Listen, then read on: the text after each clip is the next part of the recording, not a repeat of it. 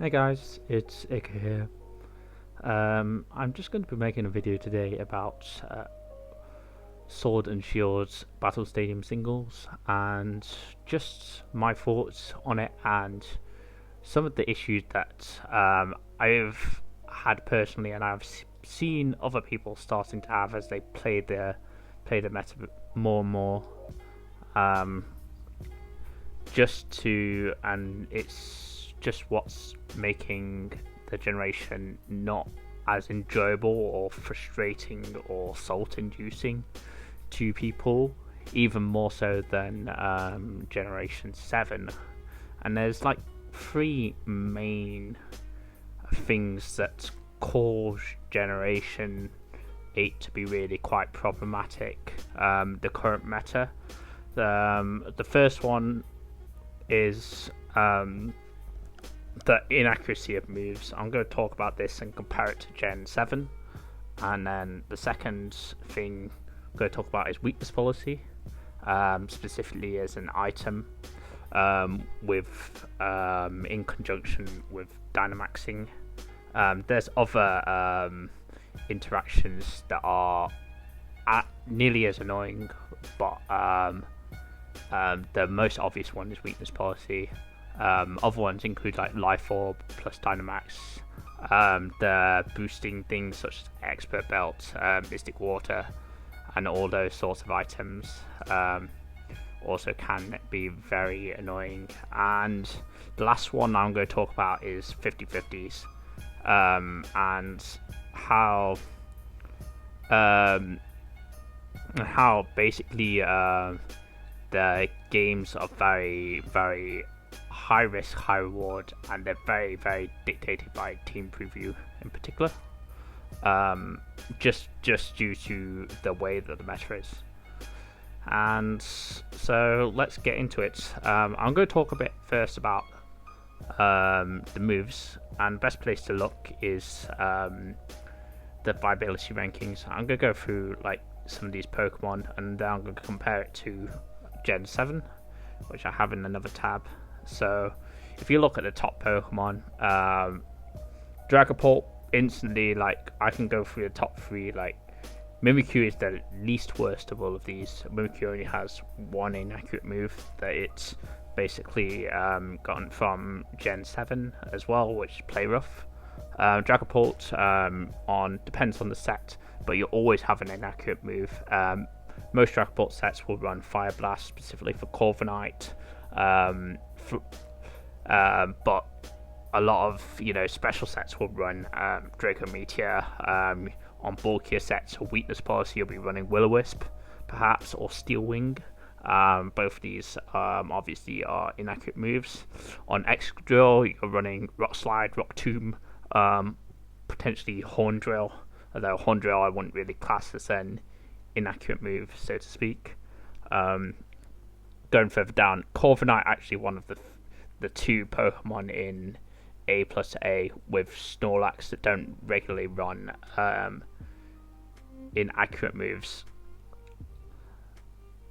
But yeah, Rotom Heat, you're running Overheat, you're running Will-O-Wisp. On Rotom Wash, obviously, you're running Pump, another inaccurate move. But instead of Overheat on Rotom Mow, you're running Leaf Storm. Just look at a few more of these. Togekiss, you're running Air Slash, you're running Fire Blast.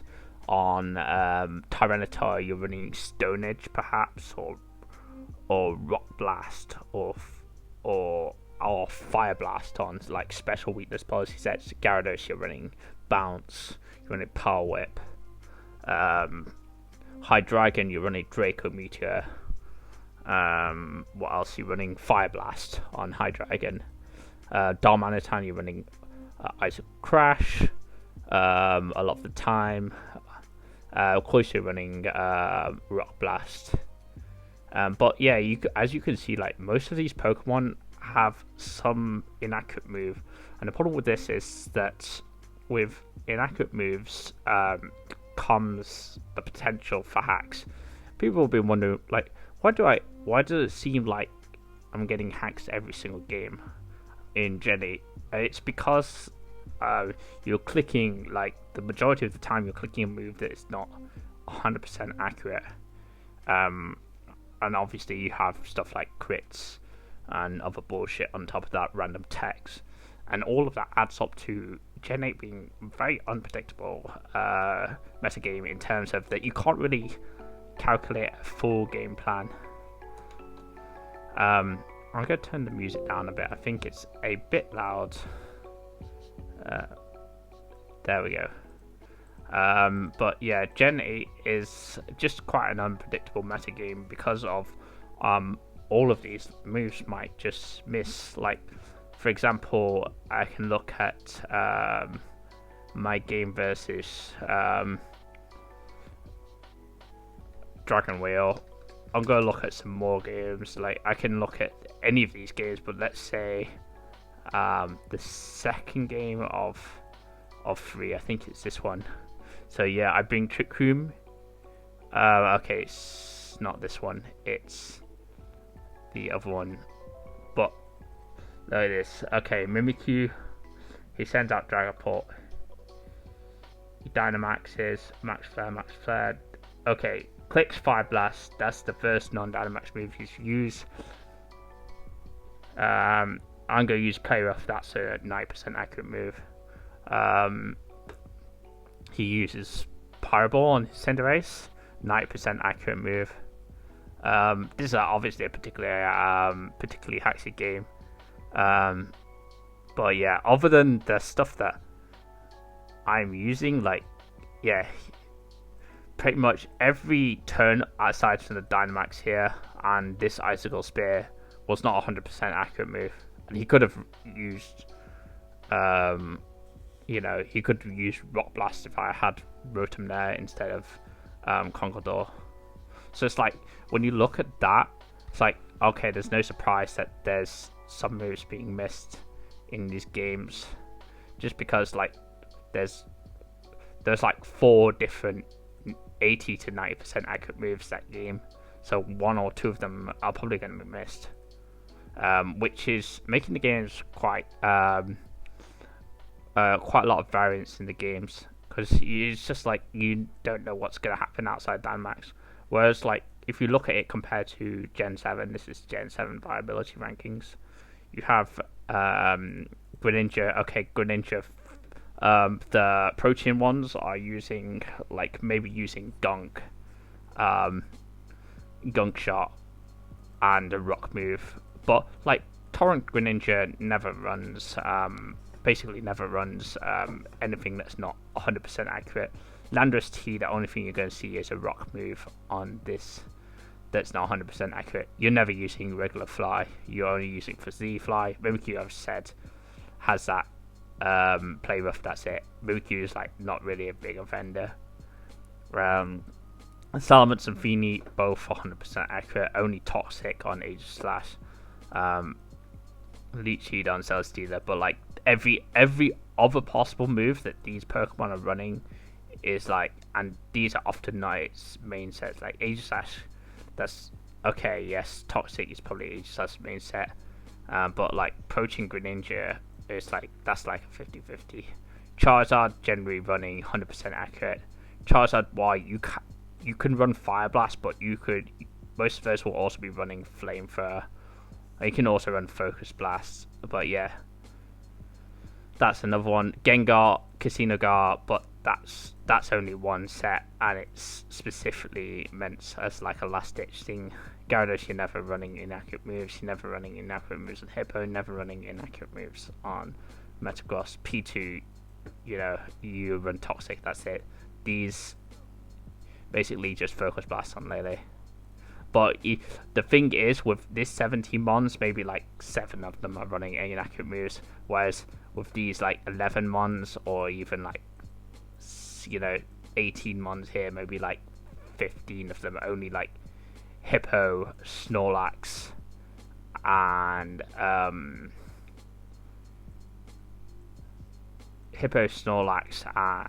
Corviknight, and Sylveon. Only those 4 are not running some inaccurate move. T-Wave from Grimmsnarl, and what else, like Power Whip from Ferrothorn, and potentially like a T-Wave or something. Like, so when we're looking at it in context, like the top Pokemon from Gen 8 are a lot more reliant on hitting their moves than the top Pokemon in Gen 7, and you're punished severely if you miss moves. Like, these are game-breaking moves. Like, if you miss Will-O-Wisp from Rotom form, like, that's part of the reason that you're using that Pokemon is to spread status and burn Pokemon. You're missing Draco from Dragapult or from Hydreigon. Like, what do you want to do? Like, if you miss Fire Blast from your Dragapult against Corviknight, or versus Ferrothorn, not as important, but versus Corviknight, then you don't have the chance to KO it with Max Flare next turn, for example, on physical sets. But yeah, basically, this is creating a lot of Haxie games. I think the second thing, and I don't really want to talk more about this, the second thing you can kind of look at is weakness policy. Weakness policy is just such a bad item. I mean, it is. I think it's a good item in theory in old generations when it came out, but it's so bad when paired with Dynamax. And I'm gonna list the most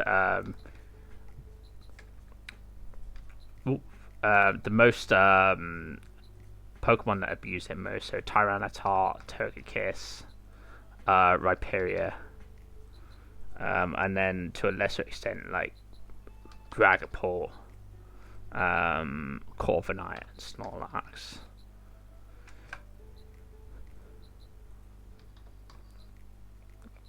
So yeah, these Pokemon, like, it punishes average players and people coming into the scene. Like, imagine you're a new player and you go onto the battle stadium and you go, okay, what do I know? I knew the basics of how to play the game. I know the type matchups. Okay, this is a Tyranitar. I have a fighting type move. So, like, fighting type is 4 times super effective versus Tyranitar. Maybe I click Brick Break from my Excadrill or something like that, or Mach Punch from my Conqueror on this Tyranitar. I was like, okay, I've KO'd this, I've forced him out, but if you Dynamax and get weakness and you can live those sorts of hits because of the 2 times bulk. If you Dynamax, you get weakness policy, and then proceed to sweep through your opponent's entire team. Basically, it just punishes. I don't like it because it punishes people for knowing how to play the game. Like, I can use, even though yes, Rhyperior does have Solid Rock, I should be able to use a 4 times effective move on Rhyperior from a strong one like Gyarados, and actually threaten Rhyperior out. But instead, in Gen 8, the opposite happens, where Rhyperior eats the hit and then gets weakness policy and proceeds to dump on your entire team. Same with Togekiss. I should be able to Iron Head this with Excadrill, or Flash Cannon it. It should at least do decent damage. Okay, Iron Head with Excadrill, something that's like stab. It's coming from a beastly Pokemon. I shouldn't have to worry about the opponent Dynamaxing and clicking Max Flare with my Excadrill. But that's how the game is currently. Like, I can look at another game with I think the same game with Dragon Ball, actually. I was going to look at that game with Arctic to show an example of something else, but I'm pretty sure not this game. Okay, it was this game 3. You can see his Dragapult here is weakness policy. Like, in Gen 7, for example, this, like, I have a great lead versus him here because I have Mimikyu up against Dragapult and I have my disguise up. So I'm always going to win this exchange. But because he's weakness policy plus max steel spike, he's gonna fucking dunk on me if I stay in. I have to actually switch my Mimikyu out turn 1, and like the thing is, like, most people wouldn't even like know about that, like, that interaction. It's like, and I can see from turn 1 because I specifically scout a singular set from Dragapult. It's not even its most common set. There's loads of sets. It could be Specs, it could be Scarf, it could be leftovers, it could be Sub. But this goes for like a lot of Pokemon. Like Hydreigon's the same sort of thing, where it can run like 50 million different sets, or Excadrill, and like it was luck. Basically, I had a feeling that it was weakness policy, which is why I switched into Corviknight, and I ended sacking it basically to waste Dynamax. But like with that, like, you know, it's just bullshit in there. That like I should be able to beat Dragapult with Mimikyu, and okay, does he have a specific tech? Not really. His tech is to Dynamax and get weakness policy. That's his tech, and it works consistently, and it punishes people from it, knowing that Mimikyu generally beats Dragapult. That's just one example.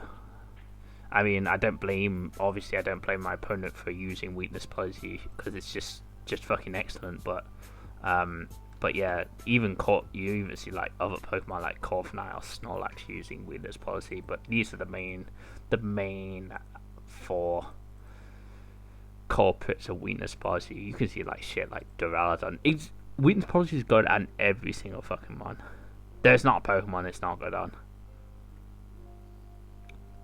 As long as you can trick a meta Pokemon and click in the right move. Okay.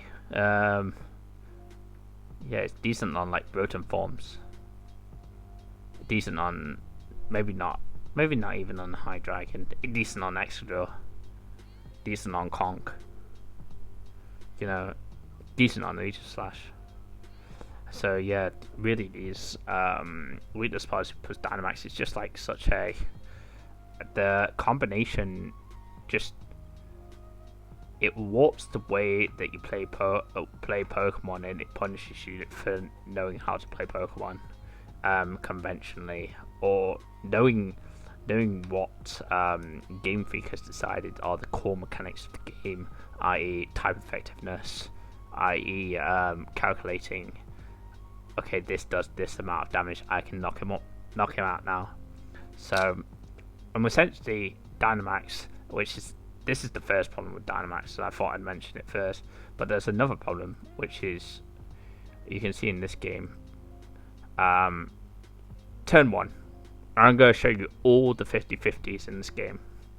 And this is like just a typical game. The only reason I mentioned it was specifically because it was my game 3, and I remember these 50-50s. So 50-50 here, at this point I think he's Scarf, though he turns out not to be Scarf, but he could be Scarf here.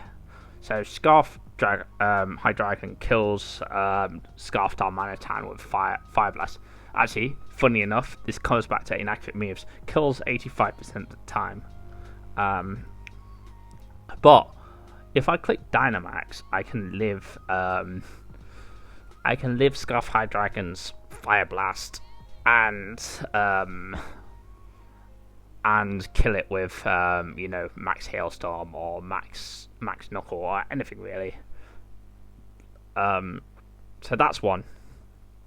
So right here, I switch out into Sylveon straight away, and he U-turns. Okay, this is game 1, not game 3. Game 3, the same situation happens here. So I wanted to show you game 3 specifically because he clicks Lifeful Flash Cannon here. So this does 33 to 40%, 39 to 40%, 41%. So right here, that I talk about the first 50-50, which was turn 1, which I went into. Turn 2, there's another 50-50. Okay, so Sylveon here, right here, I can click Wish or or scare him out, or we can trade with his Flash Cannon with my Hyper Voice. Hyper Voice will KO him from that range, but he can also Dynamax and click Max Steel Spike this turn. This is just the second turn, man, of the game. So yeah, like right here, Max Steel Spike will KO. Ends up that I have to predict him to click this Wish, and here like Dynamax, I could pass that into my Snorlax, but I just click Protect. Here it doesn't matter what he does. He could have SD'd there, and potentially that would have gotten him places. But yeah, right here he clicks Max Steel Spike. If you click, and I have to Dynamax here, and yeah, I click. And the rest of this game is not really too much of 50-50s, but the first few turns are pretty much 50-50s. This is the sort of 50-50 you typically see. Like, so here, I think I sack Sylveon. He's Steel Wing. Okay, he gets a defense raise, I think, from the Steel Wing. Another inaccurate move, by the way. Like, I can keep pointing these out, like the inaccurate moves. Like most of these turns have had something problematic in them. So Steel Wing doesn't quite KO. It turns out actually Scarf. I click Icicle Crash, and another two inaccurate moves in one turn. I click Icicle Crash again. I win. Like, but you see, like, if I had missed this Icicle Crash, I'd have lost the game. If I missed this one, I'd have lost the game. If we missed this Steel Wing, he would have, or that Steel Wing, he would have lost the game. Like, there's so many examples of this sort of thing, and it's like, the thing is, how I see it, like the Dynamaxing, like, oh, if you Dynamax, then you live, or and kill, but if you don't Dynamax, you'll die. That is a 50-50. It's similar to play like Aegislash, where let's say you're a physical attacker playing as Aegislash, and if you can beat the shit out of them by like predicting their King Shield or something like that. But if you get it wrong and you attack onto the King Shield, you're fucked. And it reminds me, like, this, like, most of these turns are, like, half of these turns this game, like, there's at least several turns every single game I've ever played where it's like playing against Aegislash, because if they Dynamax and you lose, if I lost my Darmanitan turn 1, then I would have lost the game. It's simple as that. And it basically makes two things more important. Firstly, team preview. You have to get, if you get team preview right and you get your lead right, it's or at least have a decent game plan. It's so advantageous for you against your opponent.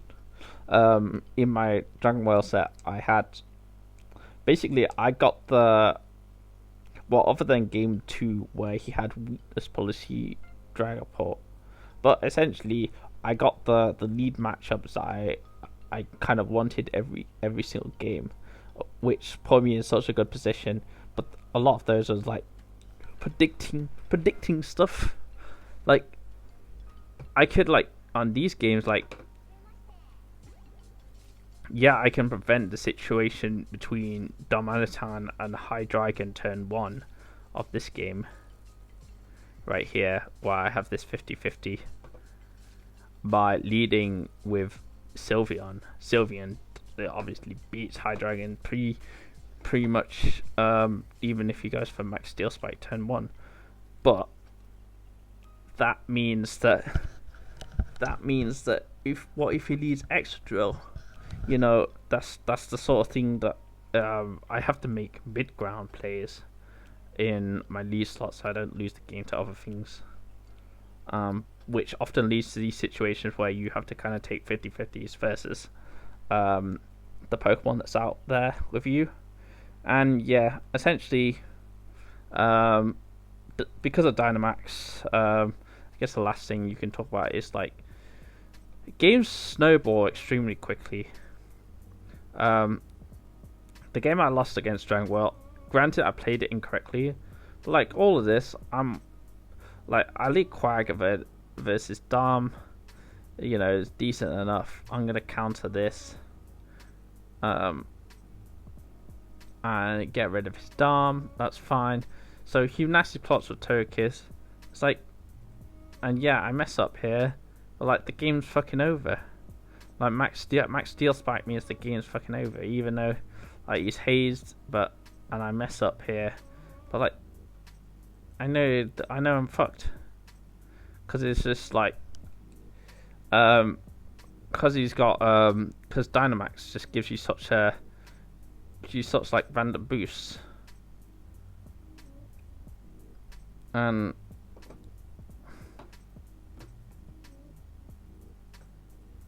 it's like, what can you do? So yeah, this is like Gen 8 in a nutshell. It's like why I keep seeing people like I watch a lot of streams. I see you know, I read like a lot of the stuff that comes around. So it's like people wondering like, look at these tournament threads, like some random beat Grail because he hacks them basically. You know, my game was decided by some flinches like round 1. I beat Dragon well. CG lost to 1 TP, and not that like either of those were like, I mean, they were hacksy games because every game has hacks in, every game has 50-50s in. That's why, and like yes, Gen 7 had that to an extent with Z moves, but like there was opportunity cost with Z moves more so than there are with these like good stuff teams where any Pokemon can Dynamax. Like, okay, let's look at this team. Really, looking at this team, any Pokemon on this team can Dynamax. Okay, maybe you don't. You can Dynamax Cloyster. Any Pokemon on this team can Dynamax. There's like any Pokemon on this. There's this team, 16th season 1. Any Pokemon on this team. Maybe like you don't want to Dynamax Ferrothorn, but every other Pokemon can Dynamax. Whereas like there was like at the start of the meta, there was like, well, there was like some people saying, oh well, you know, you have your Pokemon that are gonna Dynamax and then the Pokemon that aren't. But maybe there's like 1 or 2 Pokemon on your team that can't Dynamax in every game. Like, you know, 14th, this has like Gastro and Pex are the only ones that can't Dynamax. This thing can, Corviknight, you can Dynamax for sure. Rotom, you Dynamaxing. Like all of these, you can Dynamax. Just like a few examples, like that, and that's a store. That's a semi-store. Like these ones with like the like not semi-stores like this. Everything except Hippo is can Dynamax on this team. And it's like, well, so essentially you're having to play like 90% of the game wondering, oh, is this guy gonna Dynamax this turn? And yeah, there are extents to some turns, essentially you're not gonna be worrying about it, but as much because the opportunity cost is too high for your opponent. But like a lot of the turns is like you'd lead to these silly 50-50s, and if you lose the 50-50, you lose the game. So it's like all a bit of like a dice roll, a coin flip. But yeah, anyways, I think I'm like done with that. I wanted to give you the example of Sylveon. Don't know if I even made this example. Yeah, Sylveon versus Hydreigon. If I switch in on Flash Cannon, normally this is fine. Switching on +0 Flash Cannon, like you think that's fine. It's not fine. This is why shit like Hydreigon's good. It's not good because it's like particularly strong at breaking through shit. But like, look, Flash Cannon into Max Steel Spike KOs, and it lives Hyper Voice.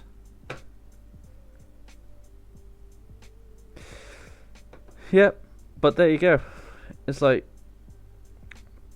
I don't know how I'm going to be doing in next few rounds, but I do sympathise with people who have problems with this metagame, because I certainly do. And I mean, I can see the stuff that I posted at the start of the game, start of the meta, complain about it, and then obviously you get people who think they have a clue, knowing what they're doing. Maybe not replying in here. Yeah, people like Fairymon, who can't say, like, I think Marie was here, like, more healthier in patch resource. Like, these people don't know what the fuck they're talking about, and eventually the people, as they play the game more, are coming into, like, in my opinion, on Dynamax. Yeah, doesn't, I mean, some of these, okay, we learned that it wasn't